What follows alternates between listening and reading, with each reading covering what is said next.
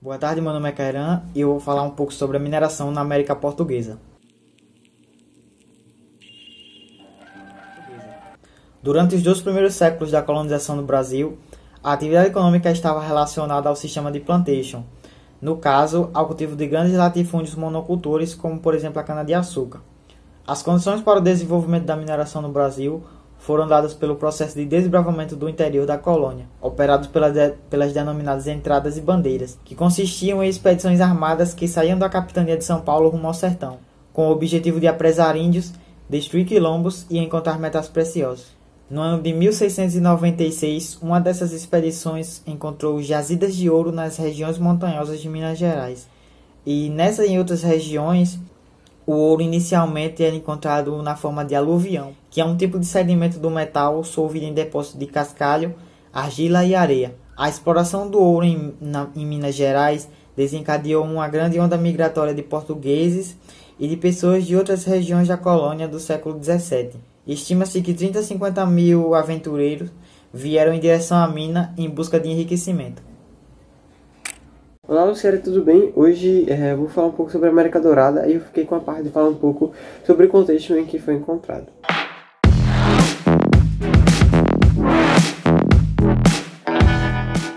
Bem, a época da mineração colonial se estendeu mais ou menos em 1750 a 1770, e a descoberta de novas lavras provocou uma brusca corrida fácil pela riqueza e resultou assim num grande fluxo de pessoas, um grande fluxo de imigração.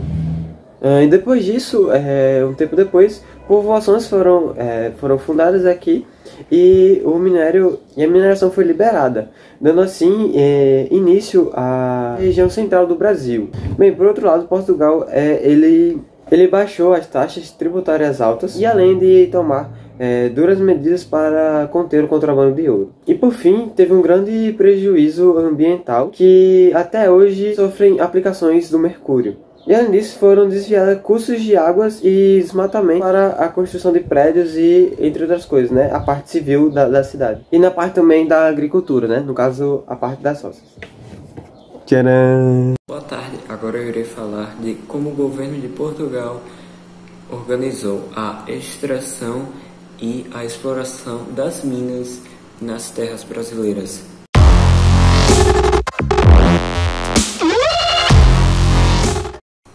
A partir do momento em que os portugueses souberam da existência do ouro em terras brasileiras, automaticamente a exploração das jazidas aumentou substancialmente. Os problemas com metais preciosos e as disputas em torno da propriedade das minas acarretaram na criação de vários órgãos oficiais que deveriam regularmente o desenvolvimento do espaço colonial. Em 1702, a metrópole oficializou a criação da Intendência das Minas, órgão que deveria administrar as regiões auríferas, mas que surgiu mais como um envolvimento político sobre a cobrança de impostos e julgamentos que ouvia na localidade. Entre outras funções, a intendência realizava a divisão das jazidas em lotes undatas por cerca de 65 metros de cada lado. Além do controle de uso, também cuidava da arrecadação do quinto tributo, onde 25% de todos os materiais recolhidos, ou então diamantes, eram fornecidos para os mineradores. Com o passar do tempo, a grande disponibilidade de metais preciosos e a crescente demanda de Portugal pelos recursos motivou uma nova reforma no sistema de tributação vigente. Segundo esse novo imposto, todos os mineradores deveriam pagar uma quantidade de imposto proporcional ao número de escravos aptos para o trabalho que estivessem em seu nome. Não reconhecendo a diminuição do volume de produtividade na atividade, a administração colonial decidiu então buscar outras formas de cobrança aos mineradores. A partir de então, a derrama seria um novo imposto que saldaria as dívidas acumuladas pelos mineradores, que deixavam de cumprir o pagamento de impostos. E é tudo isso. Vamos Bem, eu vim aqui falar um pouco do que foi o Eldorado.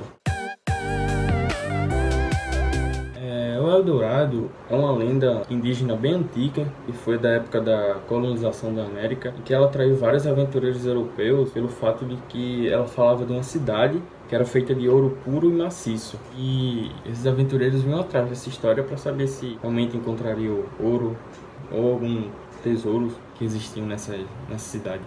E acreditava-se que ela poderia ser localizada em várias regiões do Novo Mundo. Uns diziam que ela podia estar onde hoje é atualmente o deserto de Sonora, no México. Também há outros que acreditavam ser nas regiões das nascentes do Rio Amazonas, ou em algum ponto da América Central ou do Planalto das Guianas, região que é entre a Venezuela e a Guiana. E também há alguns que acreditam que ela poderia ser no norte do Brasil, na cidade de Roraima. Mas o fato é que existem muitas suposições dessa possível localização.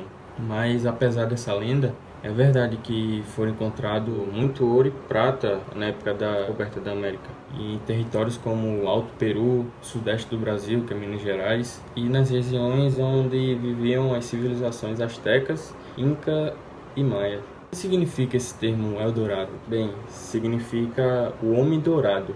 Porque como essa cidade tinha muita riqueza, então o imperador gostava de se esbanjar, se pintava de ouro em pó, até a pele dele ficar toda completamente dourada. Então por isso esse nome é Eldorado. Boa tarde, meu nome é Gabriel Anthony e eu fiquei com a parte da exploração do ouro.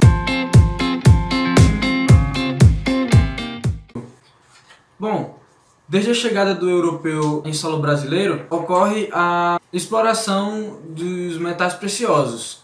Em destaque, temos o ouro e o diamante que foram armazenados nas jazidas de Minas Gerais.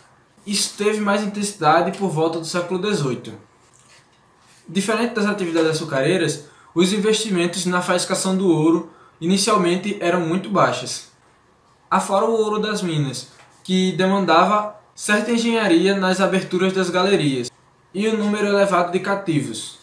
O ouro era facilmente encontrado nas beiras de rios, sempre misturado com cascalhos, areias e argila, sendo assim explorados por unicamente um faiscador ou então um faiscador com poucas mãos de obras escravas. Assim que a coroa portuguesa e os poderes locais ficaram sabendo da riqueza que vinha crescendo com a extração do ouro, eles rapidamente tomaram providências para que eles também arrecadassem dinheiro. Como, por exemplo, o quinto, que foi criado para que 20% dos minerais extraídos fossem para os cofres da coroa. No entanto, o ouro ele era manuseado como forma de pepitas ou em pó. Dessa forma, ele poderia ser facilmente manuseado e escondido. Assim surgiu muito contrabando na época de ouro. De um lado tínhamos os mineradores que tentavam pegar uma parte dos minérios extraídos para que tivesse uma renda a mais. E por outro lado tínhamos os escravos, faiscadores, que tentavam pegar os bens dos seus senhores. Também teve uma certa participação religiosa nesse contexto, onde eles esculpiam imagens em árvores, onde eles talhavam imagens em árvores e usavam para esconderem as pedras preciosas. Dessa forma eles conseguiam passar pela fiscalização e acabavam pegando assim para eles as pedras. Mais tarde, o governo transformaria as formas de taxação, instituindo obstáculos nas formas de contrabando. Não obstante, a cada manipulação do trabalho instituído, a população mineradora reagiu mediante agitações sociais, agitações de revoltas, motins e, além de, é claro, da incessante criação de novas formas de subverter as medidas do Estado.